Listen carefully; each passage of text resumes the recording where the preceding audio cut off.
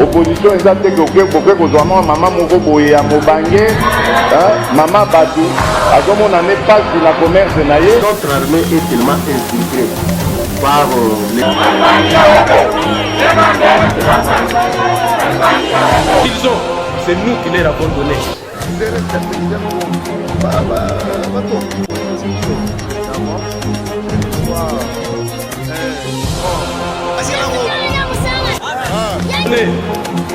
Un mois après, 30 jours après, l'Assemblée nationale vient en opposition. Certains de nos voisins n'ont trouvé mieux que de nous remercier par l'agression et le soutien des groupes armés terroristes qui ravagent l'Est de la République démocratique du Congo. Qui s'élève en Vendée. Là, c'est la raison pour laquelle nous sommes ici pour échanger avec eux et comprendre qu'ils s'expriment aussi comment ils comprennent cette mesure qui a été prise par le gouvernement provincial. Alors le président, presque toutes les familles et enfants sans descendants. Leur cri n'était pas entendu. Il est aujourd'hui ici devant vous et la communauté.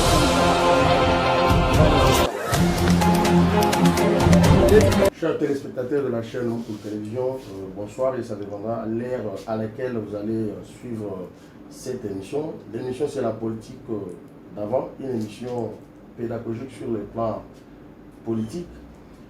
Aujourd'hui nous recevons Tamura Mulumba, analyste politique d'un regroupement progressiste de Sami Badiba Mutita. Avec lui nous allons faire ensemble une analyse principalement de la situation sécuritaire à l'est de la République démocratique du Congo. Comme vous le savez, cette émission a toujours commencé par l'actualité en République démocratique du Congo. Prévu aujourd'hui en Nairobi, scandale en Nairobi, la plénière prévue ce jour a été suspendue à cause de la découverte de l'infiltration de Rwanda. On parle d'une infiltration rwandaise. Les quelques matériels ont été découverts déjà par les mercenaires rwandais qui étaient dans la salle de plénière, mais les enquêtes sont en train d'être menées pour savoir par quel mécanisme. N'oubliez pas que les Rwandais ne sont même pas concernés par cette consultation, particulièrement les M23 ne sont pas là, mais les représentants du chef de l'État, là on parle de l'équipe technique de la présidence qui était là présent dans la salle, cette équipe a découvert qu'il y avait déjà une main étrangère qui a touché à nos matériels.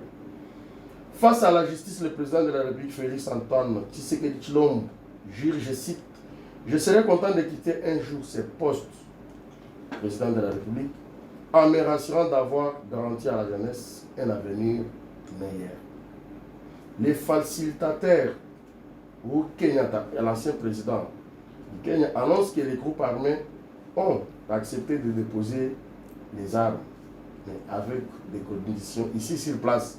Avec notre analyste de ce soir, que je dis d'abord bonsoir. Bonsoir. C'est la première fois que vous participez à la chaîne de Mukulu Télévision. Si vous pouvez vous présenter. Merci bien, monsieur le journaliste, monsieur Flori. Je suis celui qu'on appelle Tamura Mulumba. Je suis un citoyen congolais, un patriote qui m'intéresse beaucoup plus à la politique de notre pays, non seulement de la nôtre, mais du moins de partout ailleurs, parce que nous sommes appelés à vivre dans ce monde qui est planétaire. Aujourd'hui, le monde c'est devenu un seul pays presque. Vous savez, nous vivons dans une société des nations. On ne doit pas seulement rester dans votre pays comme si à l'extérieur il n'y a pas d'autres activités. Nous avons la situation en Ukraine, nous avons la situation en Somalie, nous avons la situation dans plusieurs pays et nous nous intéressons presque à tout. Mais pour ce soir, comme vous veniez de le dire, nous allons beaucoup plus nous concentrer sur notre pays, notre beau pays, la République démocratique du Congo. Merci beaucoup, vous avez suivi la présentation, vraiment une bonne présentation. Merci beaucoup pour cette présentation. La situation sécuritaire en République démocratique du Congo, le Rwanda, petit pays qui menace toujours la République démocratique du Congo. Votre analyse, vous avez l'idée, cette guerre a commencé depuis quand? Et qu'est-ce qui est à la base entre la RDC et le Rwanda? Merci bien. Dans la présentation, je ne vous ai pas dit que j'évolue dans un regroupement politique qu'on appelle les progressistes, qui est sous la direction intelligente de son Excellence, l'ex-premier ministre, aujourd'hui sénateur, qu'on appelle Sami Badi-Bangan Tita. Vous savez, monsieur le journaliste, la guerre à l'est de la République démocratique du Congo, le Rwanda, quand vous dites que le Rwanda c'est un petit pays, moi je dirais non. C'est un pays comme tous les autres. Oui. En termes de la population et de la superficie. En termes de la population et de superficie, c'est un petit pays, bien sûr. Mais par les œuvres, par les actes que posent ces pays, on ne peut pas les considérer comme un petit pays. C'est depuis plusieurs années que la République du Rwanda a tenté toujours de nous emmerder, sinon de nous faire du mal à l'est de notre pays. Et depuis 1994, l'année 1994, quand il y a eu la mort de Habyarimana, beaucoup de ces Rwandais se sont transportés en République démocratique du Congo. Et par là, après cette mort, c'est celui dont on prétend qu'il a assassiné Habyarimana qui est arrivé au pouvoir. Il a accédé au pouvoir de la manière qu'il a accédé. Et depuis qu'il est là, il n'a jamais cessé d'envier un jour d'occuper quelques territoires de la République démocratique du Congo. Et depuis l'année 1997, nous avons connu une guerre. Il y en a qui l'ont appelée une rébellion, mais c'était une guerre. Cette guerre-là qui s'est transportée jusque chez nous ici dans la capitale, et nous avons tous chanté à la libération. Libération pourquoi? Parce que je me rappelle que les Congolais ne voudraient plus de Mobutu, le maréchal à la tête de notre pays. Et voilà que ceux-là que nous avons accueillis avec acclamation. Mais je dois vous dire une chose.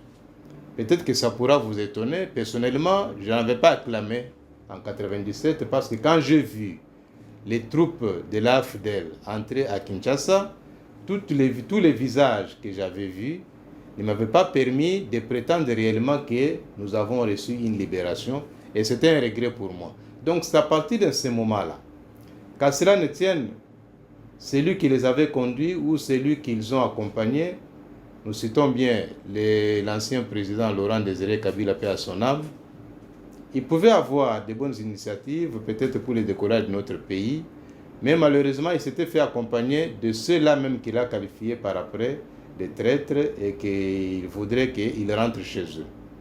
Voilà que quand on a demandé à ces militaires de rentrer chez eux parce que la guerre était déjà finie, les travaux pour lesquels ils étaient venus étaient terminés, ils n'ont plus voulu repartir et ils se sont retranchés pour créer d'autres rébellions. Nous citons les RCD Goma, nous citons d'autres groupes armés qui se sont multipliés.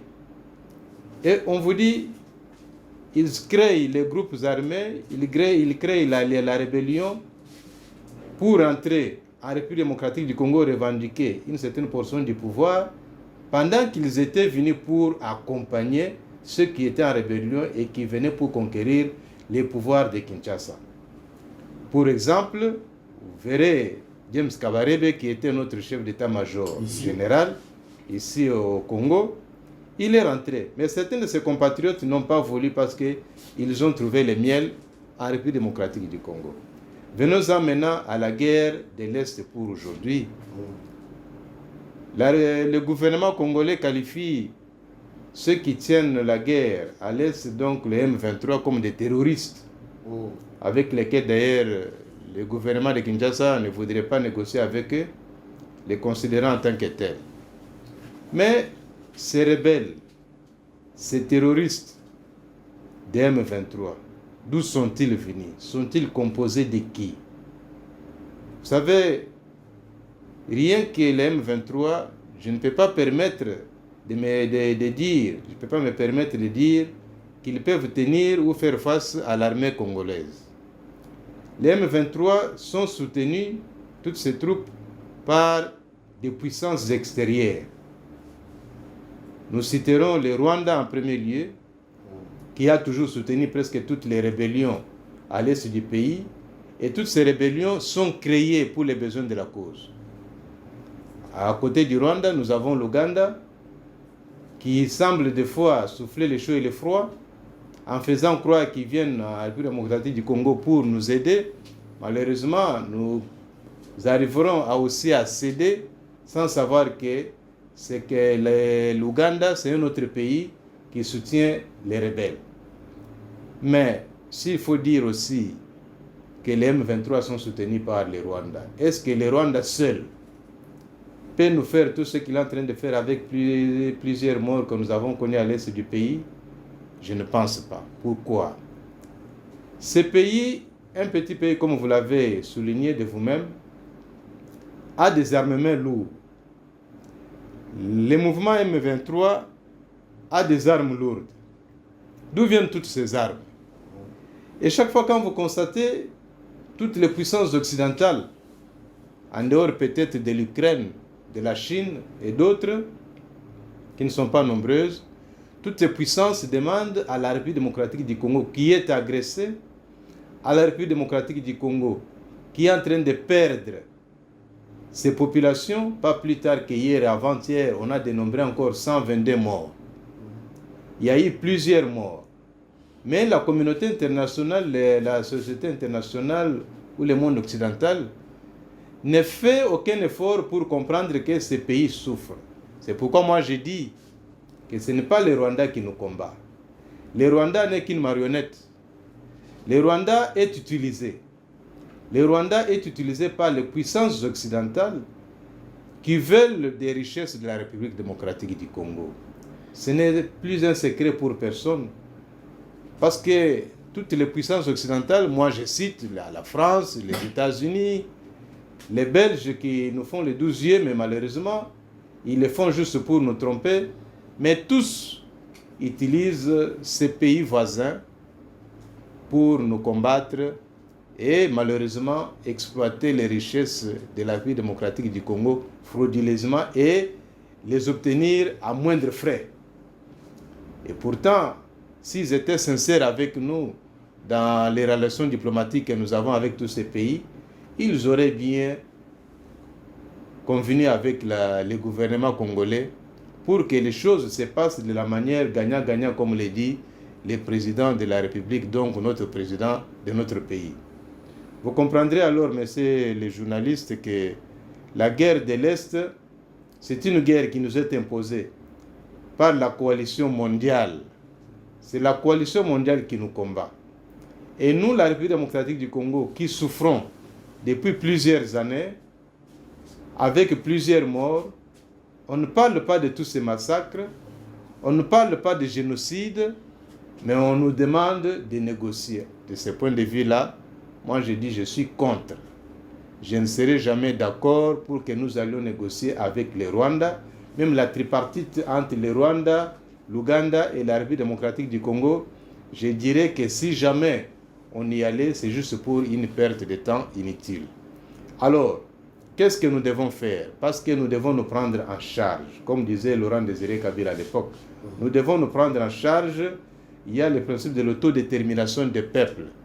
La République démocratique du Congo, avec son peuple, doit se déterminer.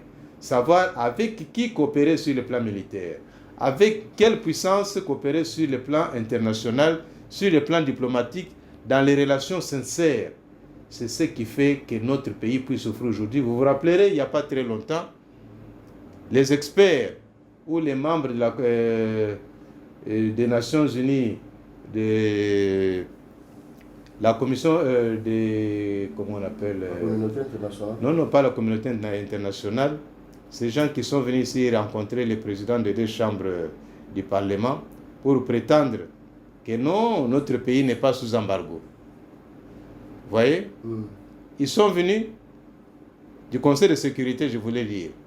Les membres du Conseil de sécurité sont passés pour dire que notre pays n'est pas sous embargo.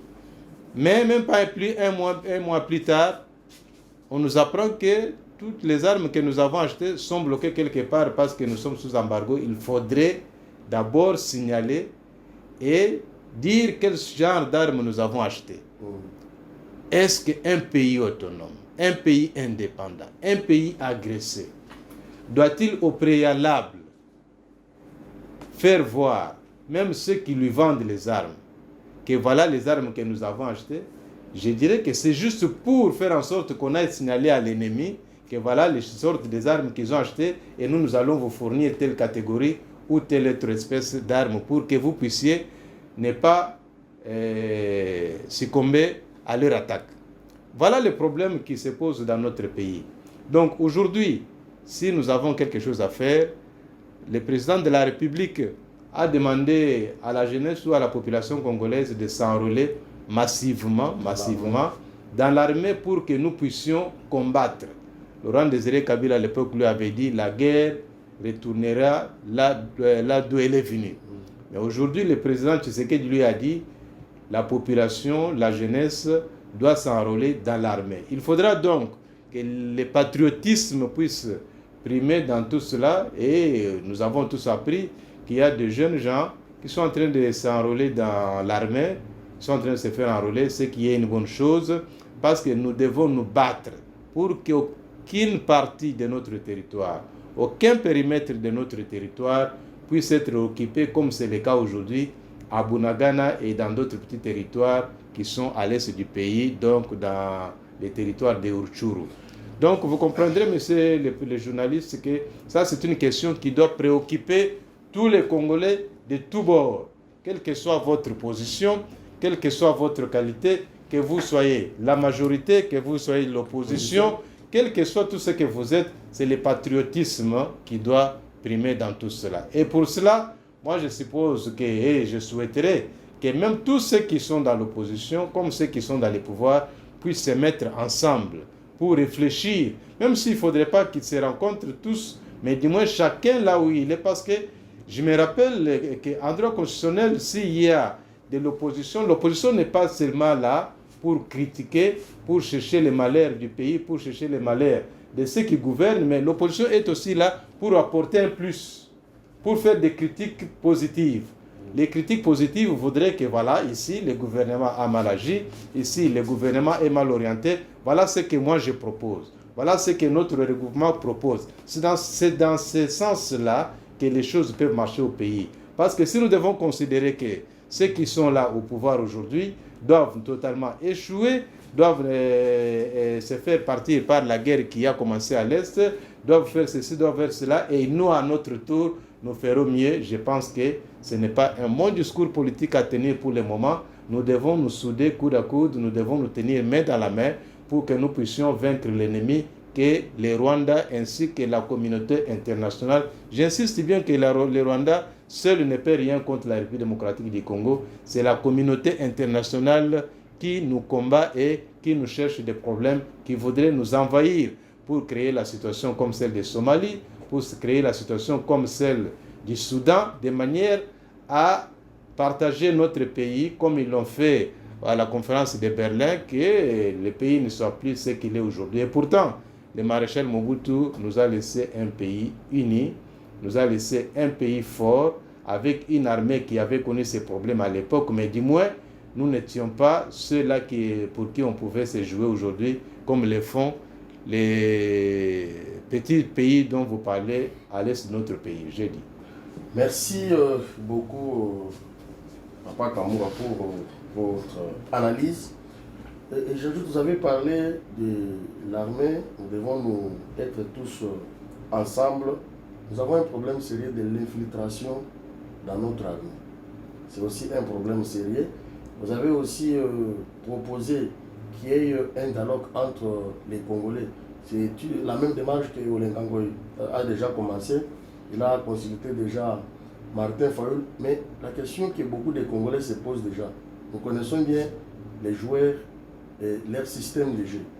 Et pour les Congolais, quand on organise un dialogue, ils ne mettent pas déjà dans leur tête qu'il y aura un partage de gâteaux comme d'habitude.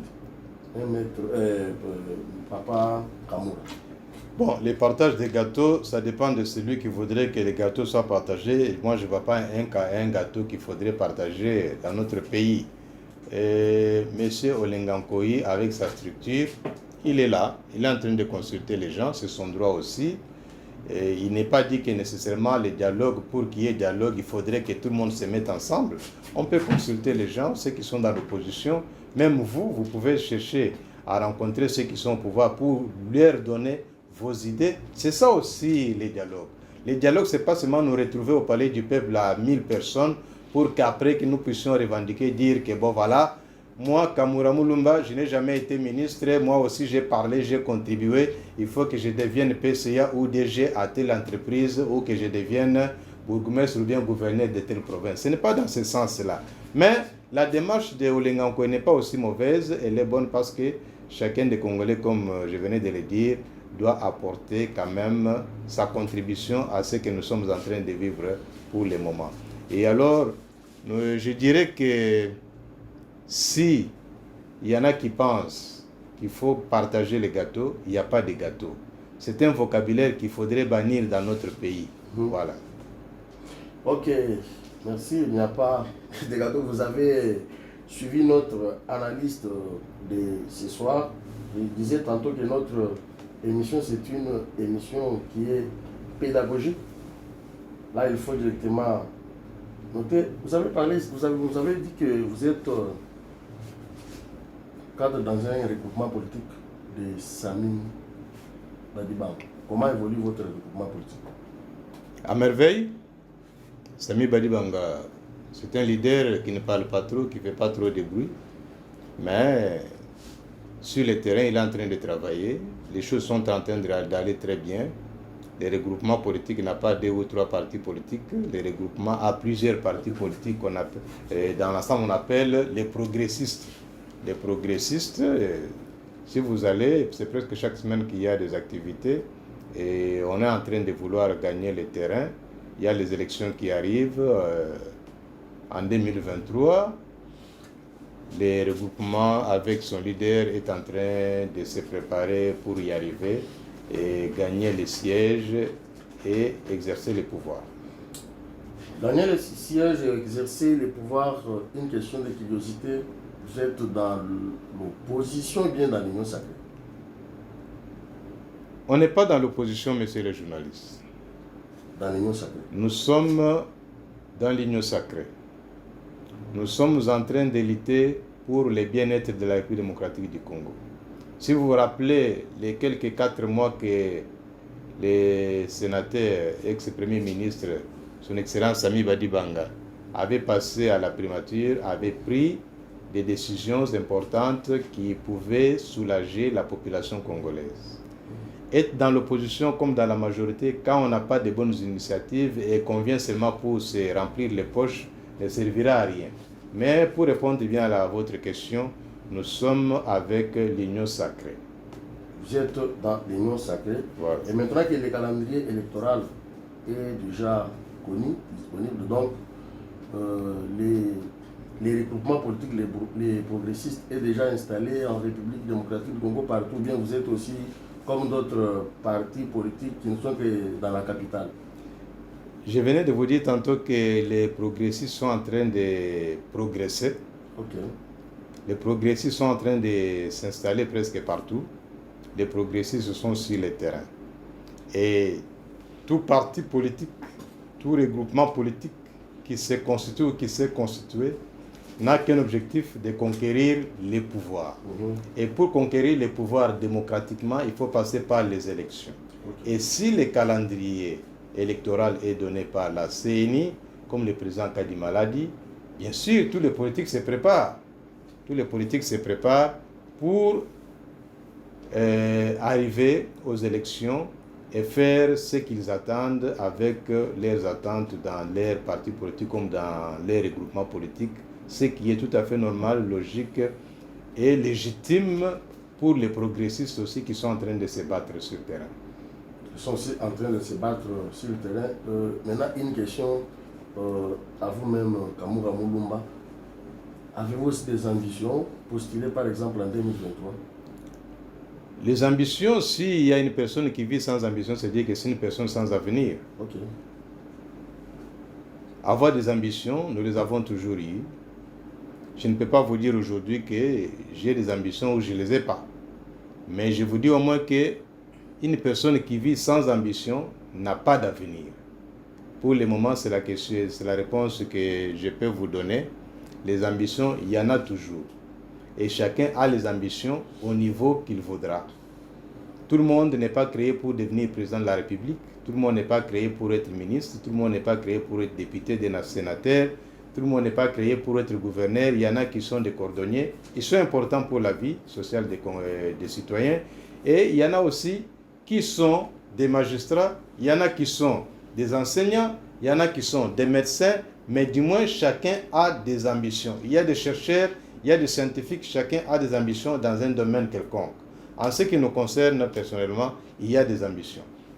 Merci beaucoup. Vous avez suivi ensemble avec moi les analyses avec Kamura Mulumba.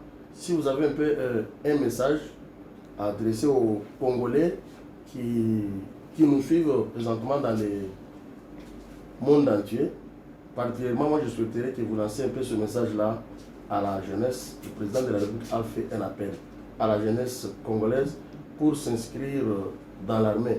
Mais nous avons un problème. Vous avez parlé, je voulais que vous puissiez aussi marteler l'infiltration dans l'armée. On recrute. Je ne sais pas quelles sont les pistes de solutions, comment les recruter. Est-ce qu'il n'y a pas moyen, et surtout à l'est de notre pays, de recruter aussi les Rwandais et les Ougandais? Vous savez que de l'autre côté, c'est la séparation, bien la frontière, là ce n'est que la terre. Les Congolais ont cette facilité-là d'entrer facilement et les Rwandais aussi. Comment ils procèdent de l'autre côté? Et si vous avez aussi des idées à donner? Merci bien. La question de l'armée, c'est une question sécuritaire. Okay. On ne doit pas parler devant la caméra comme si on parlait de la politique politicienne. La question de l'armée, on a demandé par le président de la République à tous les jeunes Congolais de se faire enrôler dans l'armée. C'est pour que notre armée puisse avoir un grand nombre d'hommes de terrain et d'hommes en armes. Et pour cela, s'il faut parler des infiltrations, il y en a même au niveau supérieur de l'armée. C'est ce que tous les Congolais sont en train de déplorer parce que si vous constatez depuis que toutes ces agressions ont commencé, il y a toujours des gens qui filent des informations et qui donnent des informations de l'autre côté, chez l'ennemi. Mais, à mon sens, je pense que ce sont des questions qu'on ne doit pas parler devant la caméra pour donner l'occasion à l'ennemi de savoir ce qu'il faudrait faire. Mais si jamais il y avait l'occasion, je pense qu'à l'est du pays, les frontières sont terrestres, il y a des gens qui vivent à Kigali et qui viennent la journée et passer toutes les journées à Goma. Il y en a qui vivent à Goma, qui vont passer toutes les journées à Kigali et vice-versa. Il y a des gens qui sont entremêlés avec des familles. Tout cela, ce sont des questions sécuritaires qu'il faudrait résoudre. Donc, la République démocratique du Congo, avec notre gouvernement, avec notre armée, je pense bien que ceux qui sont à la tête de l'armée, surtout du côté de l'Est, ceux qui sont commis à ces processus-là d'enrôlement des jeunes militaires sont des gens bien outillés. Je pense bien, je suppose qu'ils sont responsables, intelligents et remplis de la sagesse divine, surtout, je voudrais dire, pour qu'ils puissent savoir qui est congolais et qui ne l'est pas. Et dernièrement, vous l'avez suivi sur les réseaux sociaux qu'on avait détecté certaines personnes ou certains jeunes gens qui s'étaient présentés comme pour dire qu'ils viennent se faire enrôler, ils sont congolais et pourtant ils n'étaient pas après certaines enquêtes. Donc sur ces points-là, notre pays doit prendre des dispositions utiles, des dispositions nécessaires, surtout à côté de l'Est. Mais vous constaterez, Mbanda Zamboko Atumba, avant sa mort, bien qu'on ne partageait pas toujours les mêmes avis, mais avait dit que notre armée était infiltrée au plus haut sommet. Ça, ce sont des questions importantes qu'il faudrait résoudre. Le président Antoine Tshisekedi est arrivé, le Félix Antoine Tshisekedi Tshilombo est arrivé à trouver ses problèmes. Il a trouvé une armée telle qu'il l'a trouvée. Et ce n'est pas aujourd'hui qu'il va trouver la solution. Il faut qu'on y aille méthodiquement pour arriver à des solutions solides et qui pourront faire longtemps, nous avons dit. Merci. Si vous pouvez saluer même 5 personnes. Si je dois saluer 5 personnes, c'est dire que je serai égoïste. Je salue tous les Congolais. Okay. Je salue tous les citoyens du monde épris de bonne volonté. Mais en particulier, je salue tous ceux-là qui croient à l'émergence de notre pays, les beaux pays, la République démocratique du Congo, les pays nous légués par nos aïeux. Je salue tous ceux-là qui sont en train de fournir les efforts là où ils sont pour que notre pays puisse réellement accéder à sa souveraineté et que les pays voisins reviennent à ce que nous avons connu avant du temps de Mobutu, à nous respecter. Nous devons nous faire respecter et pour cela, nous saluons le courage et tout ce que les efforts qui est en train de faire notre président. Nous avons cité Félix Antoine Tshisekedi Tshilombo, mais aussi nous n'allons pas oublier notre leader. Les leaders des progressistes, nous avons cité Sami Badibanga Tita, que nous saluons au loin. Merci. Merci beaucoup, notre leader, le leader des regroupements politiques, les progressistes, Sami Badibanga Tita. Mesdames, mesdemoiselles, et surtout très chers téléspectateurs de la chaîne Mukulu Télévision, grande et majeure de vous dire sincèrement merci. Nous sommes arrivés à la fin de cette émission La politique d'avant. Je vais saluer d'abord celui qui est en face de moi ici sur place, Héritier Yahweh, de tous les jours, l'équipe de Mukulu Télévision.